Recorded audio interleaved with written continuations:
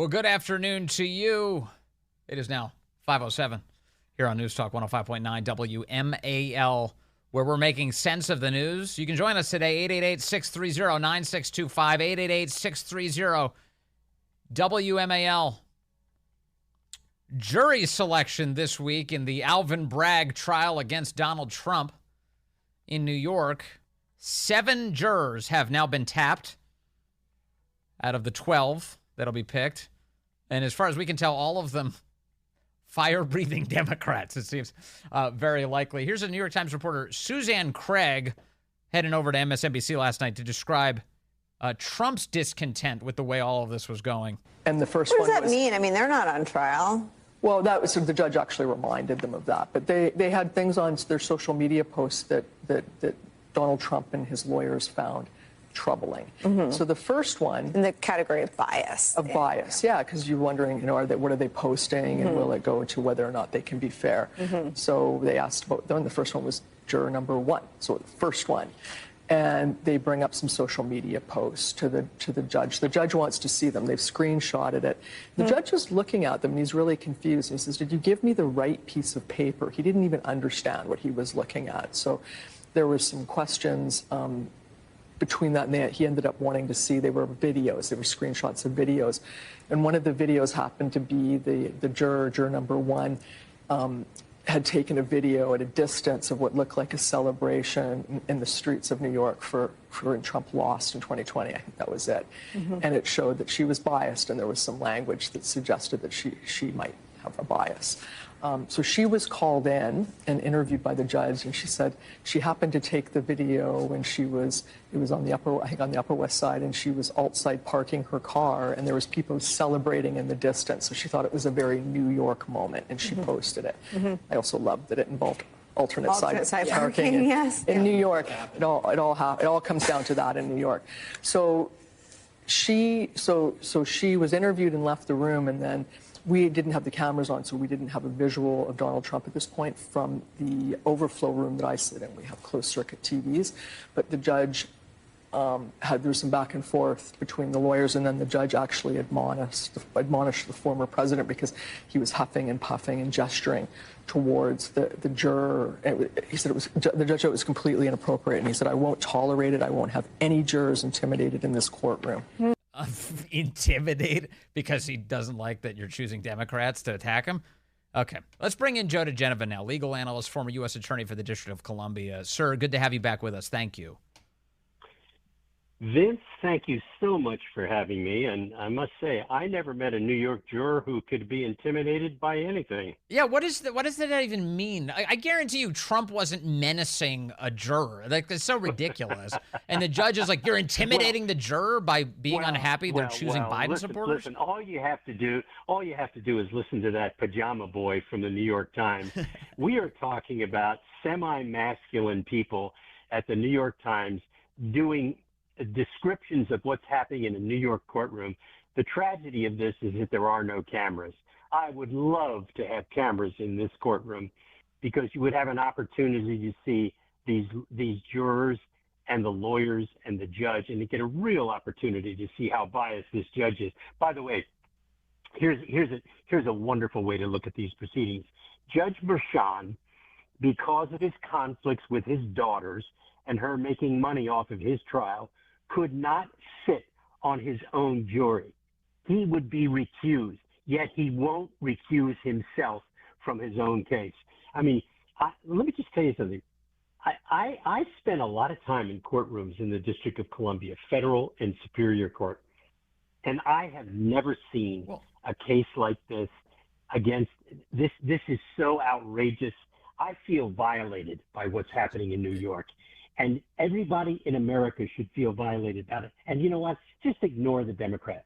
The Democrats are so out of touch with what is normal and fair and constitutional and moral. They have no compass. Democrats have no compass anymore. And you just look at this trial, and all you have to do is look at the jury selection process. Trump's never going to get a fair jury in New York. Every one of these jurors has a secret agenda. This case is about secret agendas for these jurors. They all want to be on it. They want to write a book. They want to say, I voted guilty. And here's why I did it. These people are all looking to write a book. So I would say that the only compass Democrats seem to have is that the arrow points towards power. That's it. That's the only one. That's it. And there's no true north. There is no true north. So with these jurors, this brings up another point. I heard a former Trump attorney explain this week that he would prefer a prospective juror who outright declares their contempt for Trump, who says, I don't like him. I don't like him in a jury poll like in New York, because at least that demonstrates that they have some integrity to say it out loud. He thinks that you become suspicious that you have a Trojan juror if they just sit there and they're like, well, I don't have an opinion on the guy. How could you not have an opinion on Trump in 2024? Well, I don't think there's any doubt that he's absolutely right about that. But I do not want that juror who says, I hate Trump. But the truth is, there are no neutral jurors in this matter. Anybody who says, I don't read the paper, I don't know what's going on, who lives in New York, that's BS. That is absolutely nonsense. Nobody in New York doesn't know what's going on. They would never step outside their apartment, their condo, their area, wherever they live, if they didn't know what was going on. But even if they weren't lying, why would you want a complete moron on the jury? like those are your options. It's total BS. No, the jury selection process is fatally flawed because it shouldn't be happening in Manhattan. Right. This case should not be being tried there. It should be in another jurisdiction. And the failure to move it and the failure of the courts of appeals there to move it shows that this is a corrupt proceeding from the very beginning. Well, I can't believe I'm going to say this, but I'm going to go one step further than Joe DiGenova. The trial shouldn't be happening at all. Forget the jurisdiction. You know, this is. Well, that's a sine qua. I mean, that's without any doubt. It shouldn't be happening. Well, this is not a crime. Here's one thing that stands out to me, and I think you and I maybe have discussed this, but either way. Alvin Bragg was given an extension on the statute of limitations for this ridiculous felony construction that he's putting forward by Judge Merchan. And Merchan said, you're entitled to an extra year of a statute of limitations because of COVID restrictions. COVID slowed up the New York court system, so you get a bonus year here. Is there anywhere within the law itself that would suggest that that's a real thing, or are they just making these rules up as they go? Well, New York state law actually extended statute of limitations for COVID. A lot of states did that. They extended statutes of limitations for COVID. But here's the problem with that. In 250 years in this country, we have never indicted a former president for anything, notwithstanding their conduct. And we did that for a reason, to preserve the republic, to preserve some dignity in the administration of our civility and our conduct of our public institutions. When the Democrats crossed the Rubicon through Merrick Garland and Joe Biden and Lisa Monaco, the Deputy Attorney General, and Chris Wray, this pathetic semi-male who is the FBI director, and they all got together and decided they were going to take down Trump, along with the FBI from 2016 through 2020, who decided they were going to take down Trump with James Comey. Yeah. Once that was decided, everything changed. We are a different country. Everybody out there has to understand we are not the America that we used to be. And these people have decided that it's more important to destroy the Constitution in order to save it. This is Vietnam all over again. You have to destroy the village in order to save it.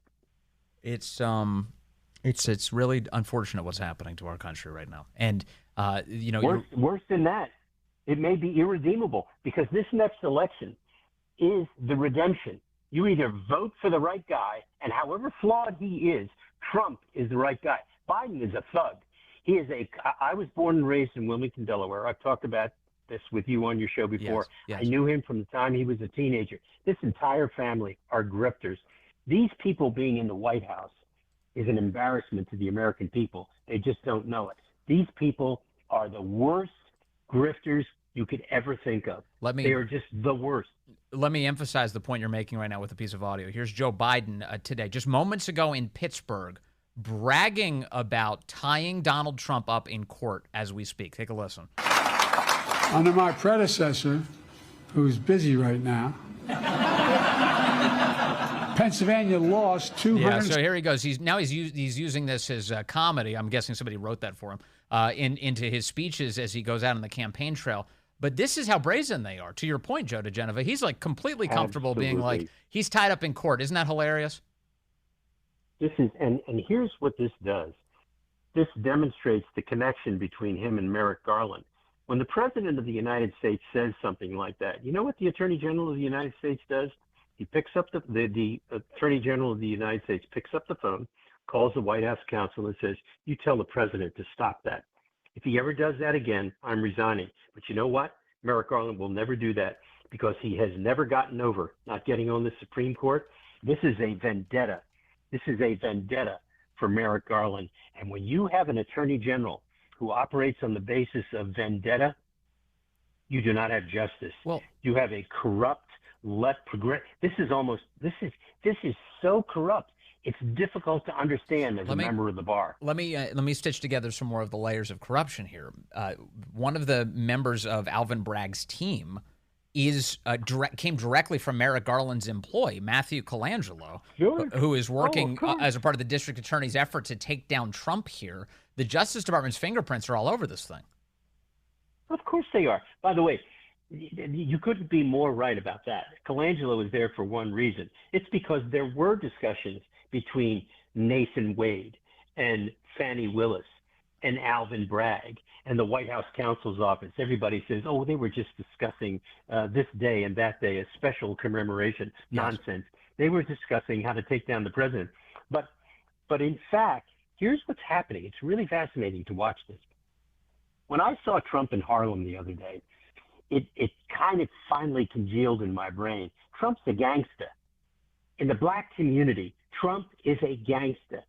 He is exactly what they have been through. He is a hero. He's just like them. He's a victim. He's the new OJ. Donald Trump is a gangsta.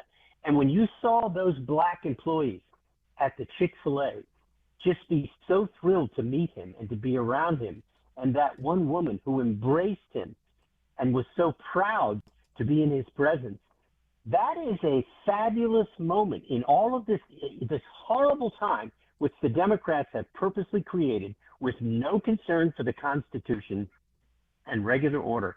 In that moment, it's fascinating to watch that thing in Harlem. That was an amazing moment.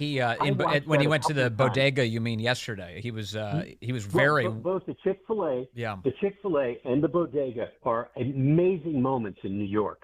Yeah, it is. That is amazing. So actually, this is kind of a perfect segue into this part. Then I want to get you to do some media criticism. It's all tied together: legal media criticism. Over on MSNBC, the racist host that they keep there for that reason, Joy Reid, was celebrating that black people are prosecuting Trump. Take a listen to this. For me, there is something wonderfully poetic about the fact that despite the fact that even if convicted, he's not going to go to prison, the first person to actually criminally prosecute Donald Trump is a black Harvard grad, the very kind of person that his former staff, the people who worked for him, Stephen Miller, et cetera, want to never be at Harvard Law School. But he was. And he came out and graduated, and he's prosecuting you, Donald. And a black woman is doing that same exact thing in Georgia. And a black woman forced you to pay a $175 million fine that's out now also in question because the people who put it up, that might not be legit. Donald Trump is being held to account by the very multicultural, multiracial democracy that he's trying to dismantle. And for me, there's something poetic and actually wonderful about that. It says something good about our country that we're still capable of having that happen. Go DEI. My DEIs are bringing it home. Just when I think she can't get more racist. Joe DiGenova, your reaction? I actually think she should be at NPR. That's where she belongs. She really doesn't belong at MSNBC. She belongs at National Public Radio. Yeah, this is perfection. This is their optic at NPR. Well, of course, Joy Reid is an imbecile and a moron and a derelict and a morally corrupt person. To use race as the basis for prosecuting somebody is something that Martin Luther King would have spit at. Yes. He would have slapped Joy Reid across the face during the interview and said, how dare you? Joy Reid is an imbecile. And yet, NBC, that's where they are. This is an amazing Tom Brokaw. Where's Tom, by the way? Has he disappeared? I mean, is he kind of no longer employed by NBC? I don't hear from Tom anymore. I hope he's healthy and I hope he's well.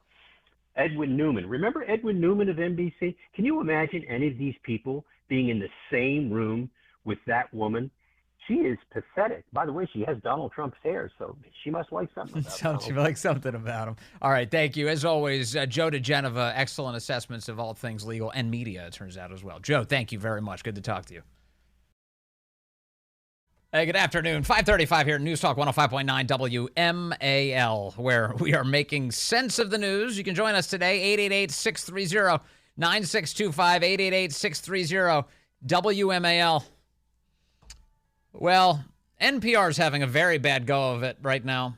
Very bad. And they think if they just do what they always do, which is establish a stranglehold of control on everything they can get their hands on, then maybe it'll all go away, all their problems.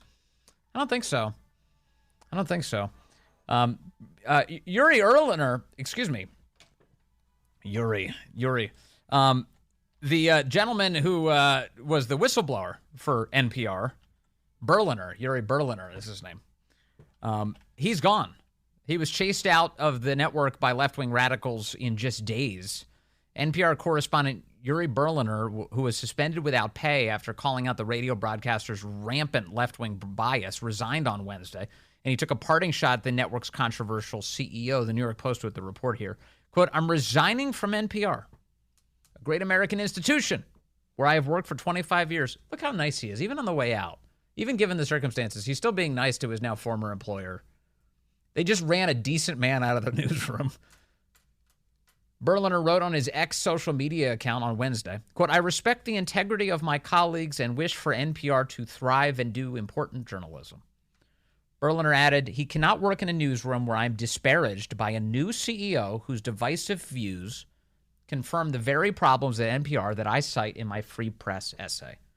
That's where he extensively detailed all of the racial and various other forms of prejudice that NPR employs on a daily basis, including documenting the race of the people they speak with, their sources, and keeping it in a file at NPR. Oh, they have a racial source list that they keep. That's fun and racially prejudiced and insane. And then no Republicans work there. The entire newsroom, all registered Democrats, not a single Republican works there. And Uri is saying, well, I thought we were supposed to be diverse.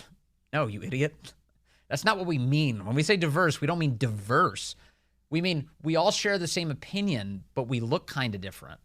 And if we don't look different, you identify as something else. That's the trick, right? It was the Free Beacon. They have the best line ever on Pete Buttigieg. There was a great Free Beacon piece. It was maybe a year or two ago. I laughed out loud when I was reading it. It said, Transportation Secretary Pete Buttigieg, who is white but makes up for it by being gay, which was one of the single funniest lines I've ever read in a piece of news copy. So congratulations to the Washington Free Beacon for that. That was fantastic. But that is how the left thinks. Well, he's a white guy. I'm not sure he could be the transportation secretary. Not in 2024. Well, hold on a second. He's gay. Oh, you should have led with that. He was gay? Well, of course he can run transportation. I'm sorry, is that the end of the conversation? Is there anything else you might want to check out first? No, he's gay. He can lead the Department of Transportation. So this is the kind of thinking that animates NPR. And unfortunately, the few listeners they have left, they're all sitting around going, yeah, that's how the world should operate. We should focus on immutable characteristics, or declare that some characteristics that are immutable are actually mutable, like your gender, and obsess over that all the time. That's what we should do. We should filter every news story through that lens. So Berliner thought, that's kind of a bad idea. We shouldn't do that. We should cover the facts of stories. Yeah, of course we have a bunch of lefties who work here, but we should have some diverse opinions. We should have some sense of what's going on in the country. We should figure out how to grow our audience, not make it contract. He's the kind of guy who you should probably have in leadership at the company, but now they've run him out. Berliner was referring in his statement today when he said new CEO to a woman by the name of Katherine Maher, the chief executive at NPR, who has come under fire for a series of woke social media posts in which she criticized Hillary Clinton. Hold on. The reason she criticized Hillary was for using the term boy and girl. Apparently, this is why they ran Uri Berliner out. He's a lefty. You can tell he's a lefty. He's temperamentally a lefty. But they ran him out because he wasn't all in. You're not 100%. You're dead to us. Hillary Clinton, she used the phrases boy and girl. The new CEO of NPR attacked her for that, saying it was, quote, erasing language for non-binary people. She's a psychopath. Maher, who took up the role as CEO of NPR in late March, responded to Berliner's essay by claiming that the veteran journalist was being, quote, profoundly disrespectful, hurtful, and demeaning to his colleagues. He's being mean by trying to make them better. She accused Berliner of questioning whether our people are serving our mission with integrity based on little more than the recognition of their identity. You see the trick here? So he's saying you're too obsessed with race. You're not obsessed with truth. You're obsessed with all of this neo-Marxist identity politics garbage. And she turns it around and says, you're the one who's obsessed with race. It's projection. You're the one. You're obsessed with, quote, the recognition of their identity. A report this week, New York Post continuing here, by NPR correspondent David Folkenflik said Berliner took umbrage at that, saying she had denigrated him. Berliner also said he had a private exchange with Maher in which he supported diversifying NPR's workforce to look more like the U.S. population at large. A point that she failed to address in the exchange, according to Berliner. All right, so he is gone, and rightfully so. If he resigned of his own accord, he did the right thing. He saw the writing on the wall. They already told him, you're suspended for a week. How dare you? How dare you expect better from us? And say so in public. That's the great sin. And he said, you know what? Thanks, but no thanks. I'm out. After being there for a quarter of a century, 25 years. How many people do you know who've worked in a single job for 25 years? That's a loyal guy. Loyal to that place. They ran him out. So let's find out more about this Katherine Maher. So many great Americans are pulling up some of her clips through the years, and they're not that long ago. These are recent clips. A couple years back, she gave a TED Talk. You ever heard one of those? They're insufferable. TED Talk, in which she was talking about how truth itself, kind of a distraction. Truth itself, kind of a problem. Take a listen. Perhaps for our most tricky disagreements, seeking the truth and seeking to convince others of the truth might not be the right place to start. Is this how you handle your children? Like if there's a dispute between two of your kids or their friends, do you say, do you like just sit around and pretend like there is no actual truth to the events, right? When I was growing up, my dad used to say to me, there are three sides to every story. Your side, his side, and the truth. You know, it's kind of obvious. So what is the truth? Let's get to the truth, and then we could dole out the punishments or the congratulations accordingly. What actually happened? This lady, Katherine Maher, says, yeah, the truth. Huge distraction. In fact, our reverence for the truth might be a distraction that's getting in the way of finding common ground and getting things done. Now, that is not to say that the truth doesn't exist, nor is it to say that the truth isn't important. Oh, really? Clearly, the search for the truth has led us to do great things, to learn great things. But I think if I were to really ask you to think about this, oh my gosh. One of the things. By the way, just so you know, the tenor of her remarks, my guess is she probably doesn't talk like this everywhere else. This is the TED Talk style she's employing. All of these people do it the same way. They all sound exactly like what she's doing. We could all acknowledge is that part of the reason we have such glorious chronicles to the human experience in all forms of culture is because we acknowledge there are many different truths. No. And so No, we don't. Normal people do not. Normal people say that, well, no, there's a truth and then there's a lie. There's a fiction. There's an embellishment. But there is a truth. This isn't a relative thing. There's an absolute truth to the world. Of that, I'm certain that the truth exists for you and probably for the person sitting next to you. But so how does this work? If my truth, now that we're doing the my truth, your truth situation, if my truth is that Caitlyn Jenner is actually a man called Bruce Jenner, and Caitlyn Jenner's truth is I'm a woman named Caitlyn Jenner, how do those two things coexist? How does that happen at the same time? How can we both have independent truth. And in fact, if I was to float that to Katherine Maher, she would tell me my truth was wrong. It's not a truth, it's a lie. That would be my lie and Caitlyn Jenner's truth. So we don't actually have relative truths. What she's orienting us toward is the truth is whatever the left tells us it is at any given moment. This may not be the same truth. This is because the truth of the matter is very often, for many people, what happens when we merge facts about the world with our beliefs about the world. What? So this again, is this the kind of lesson you would teach your kid? You know, like they walk outside and they're like, it's winter. It's not winter. But I believe it is. Okay, it's winter. It's fine. It's winter now. You believe it is. That's your truth. Go forth. Get your jacket and go to school. No, that's not how we operate. That's not how any normal person operates. The head of NPR operates like that. The head of a news organization paid for by United States taxpayers, that's how she operates. And I love this. The left is so mad that people are digging up these clips right now. They think they are outraged. I've seen a bunch of lefties expressing, I thought the right was against cancel culture. That now all of a sudden, now they're getting defensive, which I love. I thought they were against cancel culture. Yeah, I think you and I mean different things when we talk cancel culture. You know what the left does? You know what cancel culture is? As far as, I mean, to the extent that you can pin any definition on it.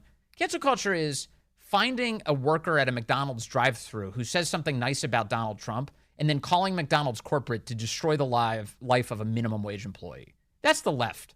The left does that. They will ruin someone who can least afford it. Meanwhile, the right, when it wields its scrutiny, does it to people who have power. Catherine Miller has power. She's using American taxpayer dollars to advance, quote, her truth. So she is ripe for this kind of scrutiny. She's exactly the kind of person that you should be employing this scrutiny for. And I love that the left is shuddering today that we're doing it at all. Want some more? I've got more. You know that Katherine Maher, the new CEO of NPR, thinks that, you know what? I'll just play a quiz with you.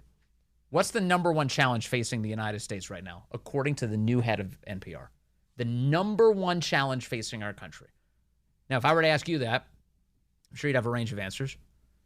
The collapsing culture, the collapsing border, the collapsing economy. You'd probably append the adjective collapsing ahead of almost anything that's happening these years under Biden and company. That's not her. No. Her position is the number one problem facing the country right now, the First Amendment of the Constitution. The number one challenge here that we see and is, of course, the First Amendment in the United States is a fairly robust protection of rights. And that is a protection of rights both for platforms, which I actually think is very important, that platforms have those rights to be able to regulate what kind of content they want on their sites.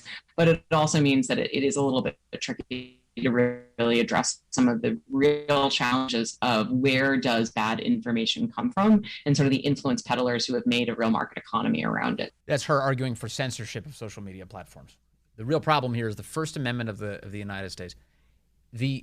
Now realize this, the only people who would complain about the First Amendment are fascists. Literally, the only people who could possibly complain about the protections of the First Amendment, the speech protections, the religious protections, the right to assembly. If you're complaining about what the First Amendment does, you are on the side of the government. That's the only, why would you complain about it otherwise? You're on the side of crushing free speech and expression. You're complaining about the First Amendment. That's a fascistic point of view. And here she is, the head of NPR. Merger of the corporations, the state, and these corporations, they're fascists. Censoring the American people. Number one problem, First Amendment. She also doesn't like Wikipedia. Now, this one's kind of fun.